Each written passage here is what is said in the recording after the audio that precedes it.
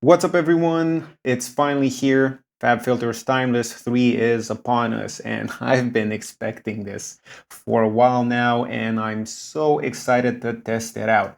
And I'm not gonna spend too much time on praising FabFilter. We all know how good this company is. And let's dive into their latest incarnation of their famous delay plugin. And I have a vocal setup here, and what I'll do is play it and then fiddle with all of this stuff and explain what each of these new features is actually doing. But before that, this is the sound that we have to work with. No, you'll never be alone. Okay, and this is the clean preset. It's literally just in a way, it's not the default one, so the default has some stuff going on. So clean, completely clean. Let's have a listen to what it does out of the box. No.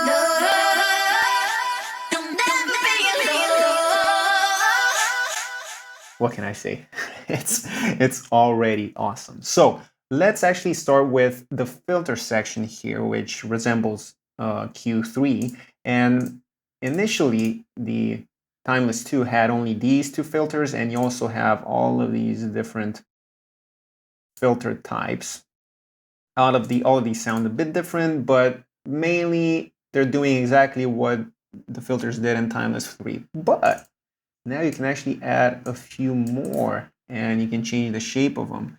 You can make it a bell, you can make it a notch, you can do all of the crazy stuff that you could do on Pro Q, but now within the same plugin. So let's have a listen to what we can do here with this. You can just add these.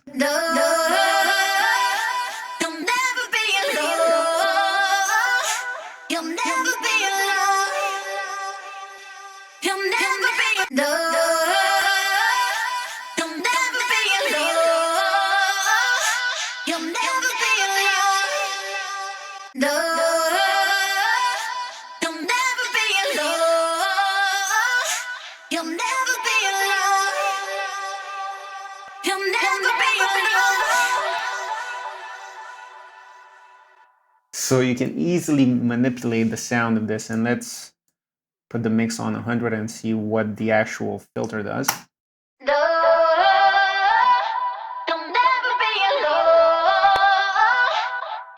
Awesome. So this is the filter. You have a lot of stuff to tweak, and the fact that you have up to 6 bands is amazing. It's different to what it did in Timeless 2, and it's for the better for sure. Then the most exciting new features are these 3 here: the drive, lo-fi, diffuse, dynamics, and pitch effects. And drive is the actual drive of the delay, how much distortion you'll get. And let's have a listen to what it does here.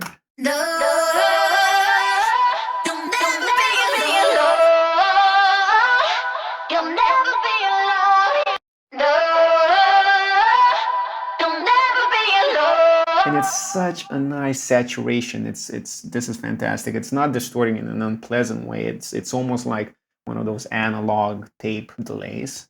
Love this. The next one is the lo-fi. And this one, bit crushing, sample rate reduction. It can pretty much destroy your sound.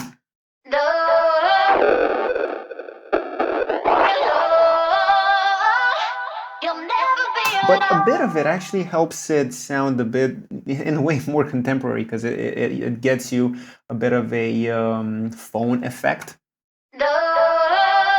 And with a bit of distortion, drive. Sounds awesome. Then the diffuse, it's actually making it slightly reverby in the sense that it's not just completely cutting out and sounding like a delay. It's almost like you're feeding this into reverb.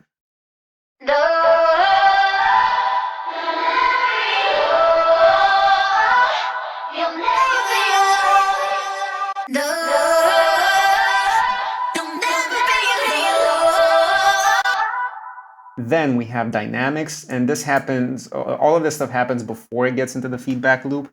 So you can either gate what's going in.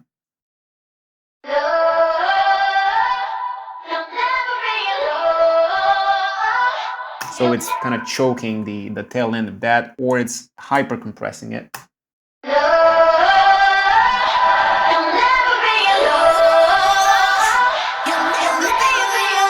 Pretty crazy effects, and obviously you can blend between the two. You don't have to go full on in one direction. And then the pitch. So this is quite interesting because you can modulate the pitch either up and down.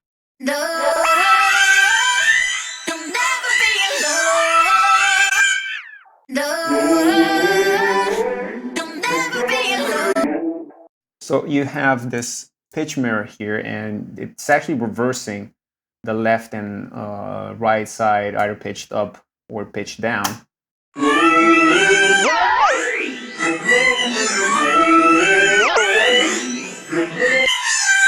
Instead of just one, which could lead to some pretty cool effects. Then we have the pitch going inside the feedback loop or out of it. So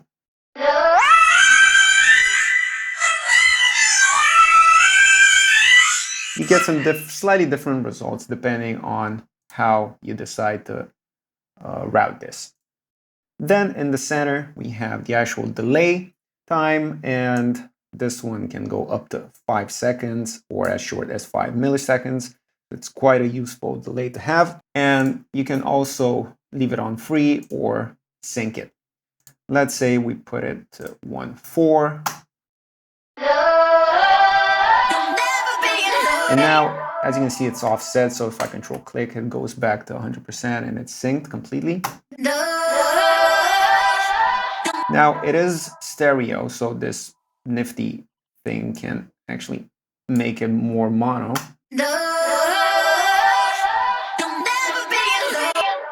Or completely stereo. And you can also fiddle with it, so you get a bit of an offset.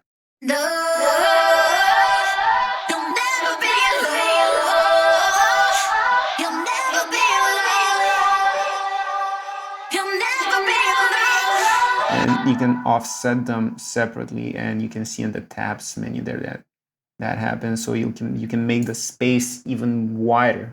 You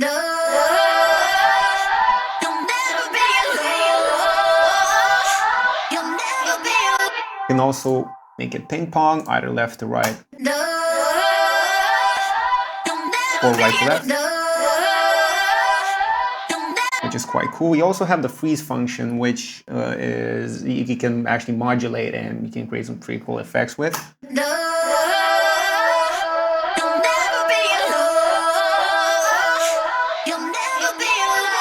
And you also have this tape or stretch. So you either have that sort of pitch fluctuation in the taps that you get when you have a tape emulation, or just stretch it as a digital one. So no difference there in terms of pitch from tap to tap.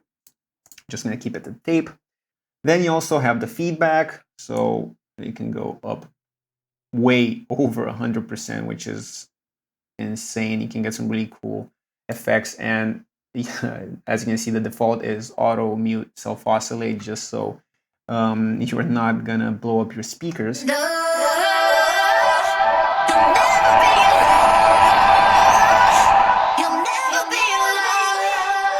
You also have the cross feedback, and this is just how the channels talk to each other. You can see here in the diagram.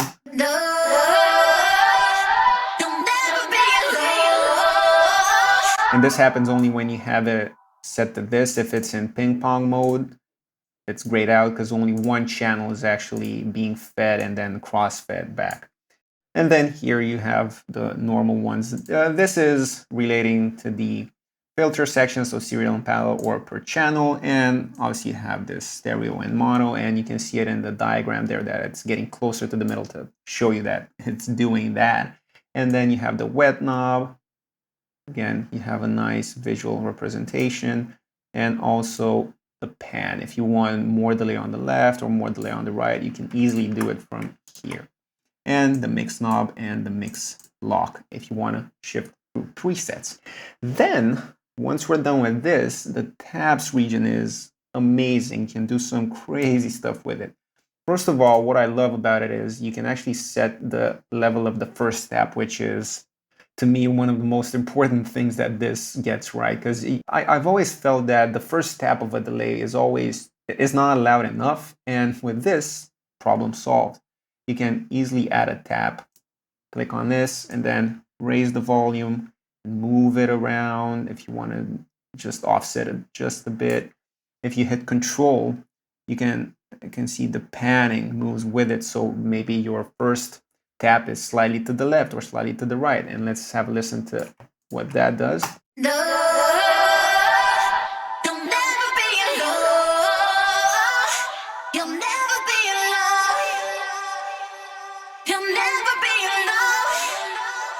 That's super useful, and you can add a lot of these and create kind of custom patterns. You have up until 16 different taps.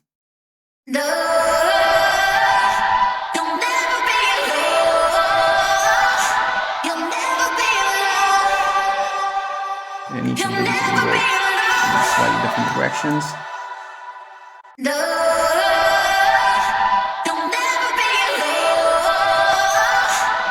That's awesome. You have this other view here, and you can kind of see it more on the macro level, what's happening.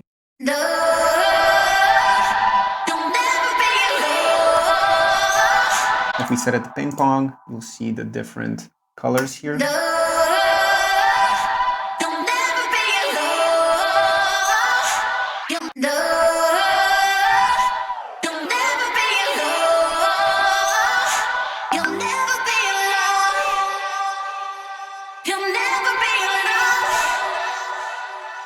And you have all of the modulators that you get in something like Saturn II.